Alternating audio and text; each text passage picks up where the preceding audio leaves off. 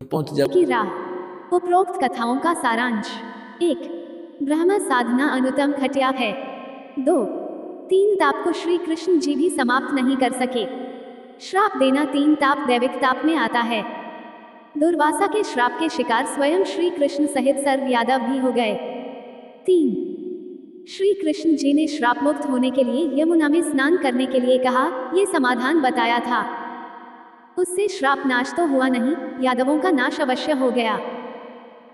विचार करें, जो अन्य संत या ब्राह्मण जो ऐसे स्नान या तीर्थ करने से संकट मुक्त करने की राय देते हैं, वे कितनी कारगर हैं, अर्थात व्यर्थ हैं, क्योंकि जब भगवान त्रिलोकीनाथ द्वारा बताए समाधान यमुना स्नान से कुछ लाभ नहीं हुआ तो अन्य टिटपोजियों, ब्राह्मणों व गुरुओं द्वारा बताए स्नान आदि समाधान से कुछ होने वाला नहीं है।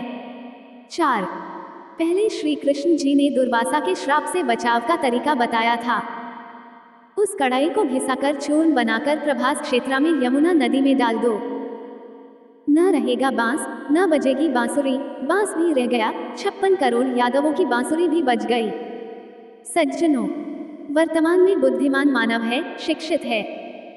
मेरे द्वारा संत रामपाल दास द्वारा बताए ज्ञान को शास्त्रों से मिलाओ, फिर भक्ति करके देखो क्या कमाल होता है। प्रसंग आगे चलाते हैं। 1. तीनों गुणों रजगुण ब्रह्मा जी, सतगुण विष्णु जी तथा तमगुण शिव जी की भक्ति करना व्यर्थ सिद्ध हुआ। 2. गीता ज्ञान दाता ब्रह्म की भक्ति स्वयं गीता ज्ञान दाता ने गीता अध्याय 7 श्लोक 18 में अनुत्तम बताई है। उसने गीता अध्याय 18 श्लोक 62 में उस परमेश्वर अर्थात परम अक्षर ब्रह्म की शरण में जाने को कहा है। ये भी कहा है कि उस परमेश्वर की कृपा से ही तू परम शांति तथा सनातन परम धाम को प्राप्त होगा। 3. गीता अध्याय 15 श्लोक 1 से 4 में संसार रूपी वृक्ष का वर्णन है तथा तत्वदर्शी संत की पहचान भी बताई है। संसार रूपी वृक्ष के सब हिस्से, जड़ी मूल कौन परमेश्वर है, तना कौन प्रभु है, डार कौन प्रभु है, शाखाएं कौन कौन देवता हैं, पात रूप संसार बताया है। इसी अध्याय 15 श्लोक 16 में स्पष्ट किया है कि 1.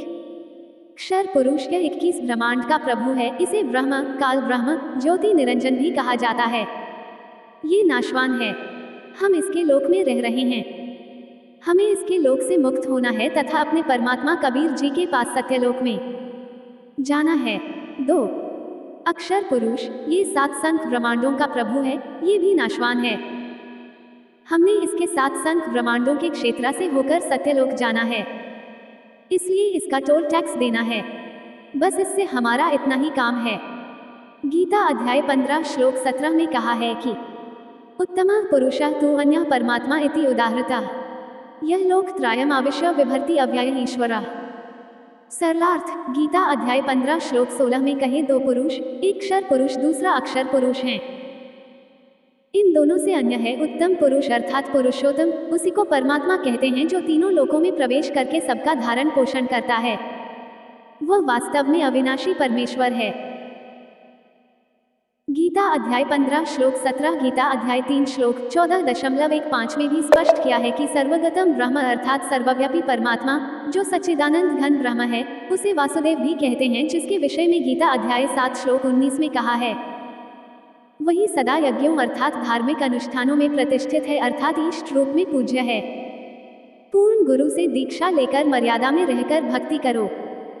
इस प्रकार जीने की राह पर चलकर संसार में सुखी जीवन जिएं तथा मोक्ष रूपी मंजिल को प्राप्त करें। फैक्ट्स, जीने की राह। क्यों? 1. जीने की राह के बारे में आप क्या जानते हैं? जीने की राह संत रामपाल जी महाराज जी द्वारा लिखी गई एक धार्मिक पुस्तक है। ये पुस्तक संत रामपाल जी महाराज जी द्वारा समाज सुधार करने के लिए एक बहुमूल्य योगदान है। इस पुस्तक का मुख्य उद्देश्य अपना मूल उद्देश्य भूल चुके मनुष्यों को मनुष्य जीवन का एकमात्र लक्ष्य मोक्ष प्राप्ति करना याद दिलाना है। इस पुस्तक में जीवन जीने के बारे में गूढ़ रहस्य और शास्त्रों के अनुसार चलने की सीख दी गई है। क्यों? 2. कोई व्यक्ति 3 तापों से कैसे मुक्ति प्राप्त कर सकता है?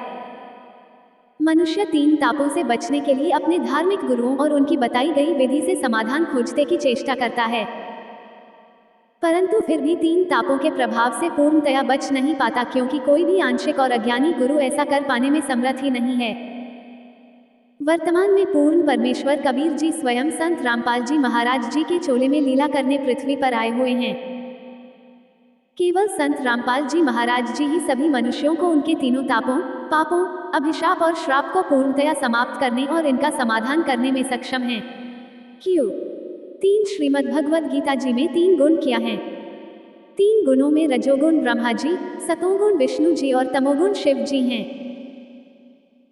श्रीमद् भगवद गीता अध्याय 7 श्लोक 12-15 में इन गुणों की पूजा करने वालों को दूषित कर्म करने वाले मनुष्यों में नीच कहा है और इनकी पूजा को भी व्यर्थ बताया गया है तथा इससे कोई लाभ प्राप्त नहीं हो सकता।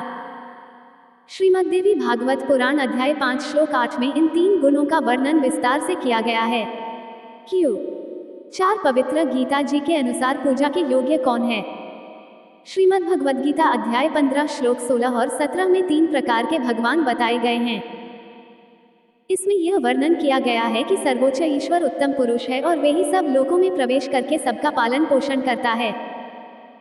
अध्याय 18 श्लोक 62 में गीता जी का ज्ञानदाता ब्रह्मा काल अर्जुन को कहता है कि तू केवल उस सर्वोच्च ईश्वर की शरण में जा।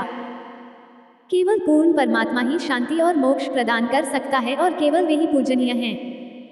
वो पूर्ण परमात्मा